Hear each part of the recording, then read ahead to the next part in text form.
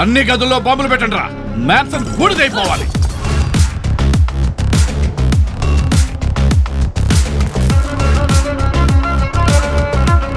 తీరా హుక్కు.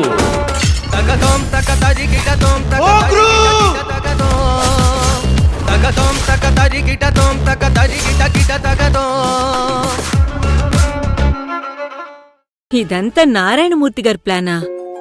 తప్పించుకోలేరు. ఒకళ్ళ గురించి ఒకళ్ళు చెప్పాల్సిందే. అప్పుడు మీలో ఉన్న ప్రేమ బయటకొస్తుంది.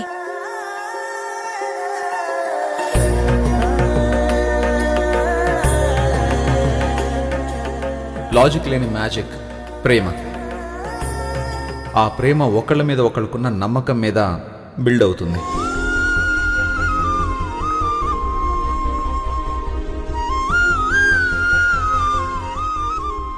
అలాంటి ప్రేమ నమ్మకం గురించి నాకు తెలిసిన కథ చెప్తాను. ఒక ఊళ్ళో ఒక భార్య భర్త ఉండేవారు. భర్త మిలిటరీలో జాబ్ చేసేవాడు, భార్య స్కూల్ టీచర్. ఒకసారి భర్త యుద్ధానికి వెళ్తుంటే భార్య ఒక కోరిక కోరింది.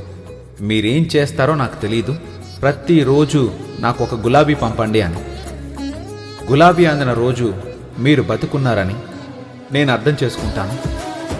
ఆ గులాబీ రాని రోజు మీరు లేరనుకుంటాను. ఆ రోజే, ఆ క్షణమే నేను కూడా సూసైడ్ చేసుకుంటాను అని.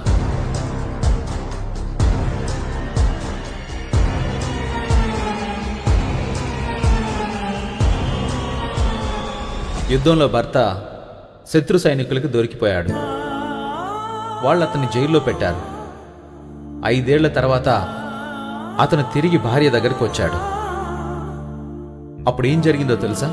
భార్య చనిపోయిందా సార్? చనిపోలేదు. ఆవిడ భర్త కోసం ఎదురు చూస్తుంది. జరిగిన విషయం ఏంటంటే, భర్త యుద్ధానికి వెళ్లే ముందు తన భార్యకి 50 ఏళ్ల పాటు రోజు గులాబీ అందేలాగా డబ్బులు కట్టేశాడు.